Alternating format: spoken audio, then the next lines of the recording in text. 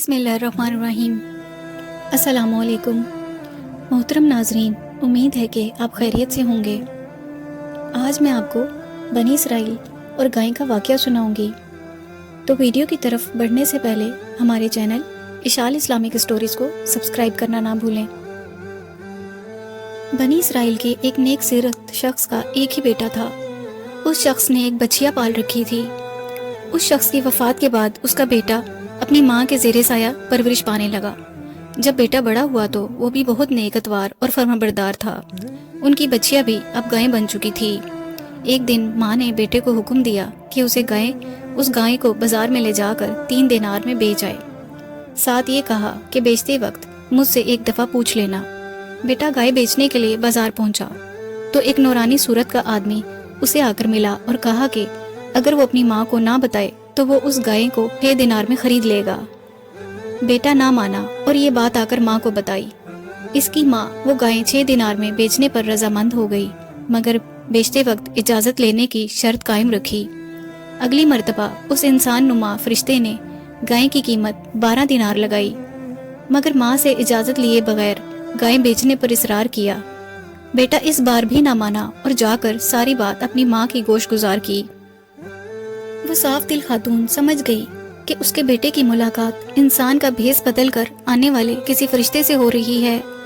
تب ماں بیٹے سے کہنے لگی کہ اگر اس بار بھی وہ شخص ملے تو پوچھنا کہ آپ کی طرف سے گائے بیچنے کی اجازت ہے یا نہیں۔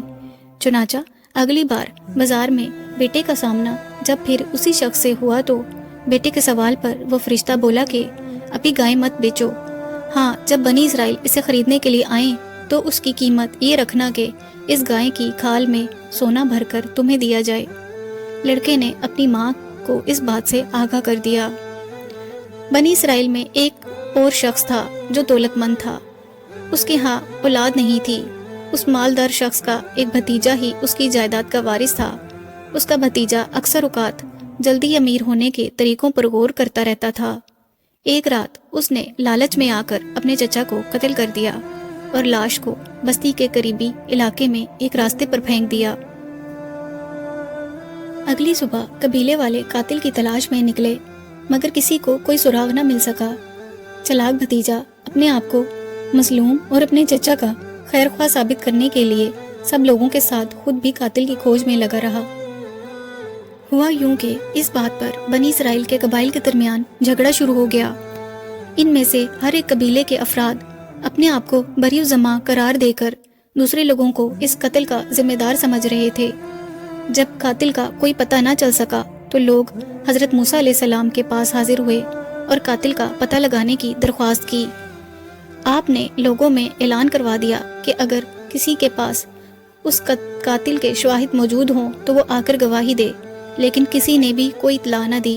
لوگوں نے حضرت موسیٰ علیہ السلام سے کہا کہ آپ اللہ کے نبی ہیں، اللہ تعالیٰ سے عرض کریں کہ وہ ہمیں قاتل کا نام بتا دے۔ آپ نے اللہ تعالیٰ کے حضور جب دعا کی تو حکم آیا کہ ایک گائے ذبح کریں۔ یہ حکم سن کر بنی اسرائیل نے حسب معمول حجت بازی شروع کر دی کہ آخر قاتل کی شناخت اور گائے کو ذبح کرنے میں کیا مناسبت ہے؟ آپ ہم سے معاذ اللہ مذاق فرما رہے ہیں؟ حضرت موسیٰ علیہ السلام فرمانے لگے، میں جاہل ہونے سے اللہ کی پناہ مانگتا ہوں۔ لوگ پھر کہنے لگے کہ اللہ سے معلوم کریں کہ گائے کیسی ہو۔ آپ نے اللہ سے پوچھ کر فرمایا کہ گائے نہ بوڑھی ہو نہ بچیا۔ لوگ پوچھنے لگے کہ رنگ کیسا ہو، تو فرمایا شوخ اور زرد رنگ کی گائے ہو جو دیکھنے والوں کو بھلی لگتی ہو۔ لوگ پھر کہنے لگے کہ چونکہ گائے ہمارے لیے اب مشکوک سی ہو گئی ہے، یہ بتایا جائے کہ اس گائے میں کیا خصوصیت ہو۔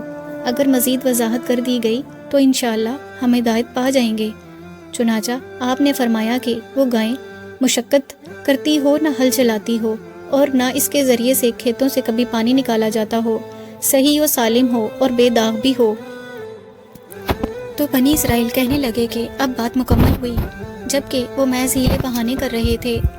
ان کی نیت گائے ذبح کرنے کی قطعاً نہیں تھی۔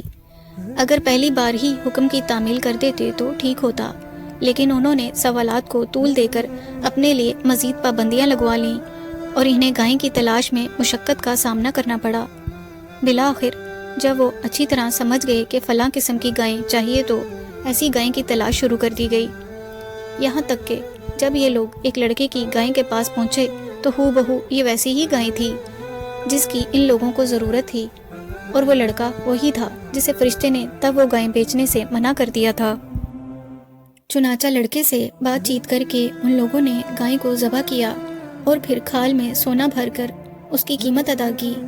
حضرت موسیٰ علیہ السلام نے فرمایا کہ ذبح کی ہوئی گائے کی ہڈی لے کر مقتول کے جسم پر ضرب لگاؤ۔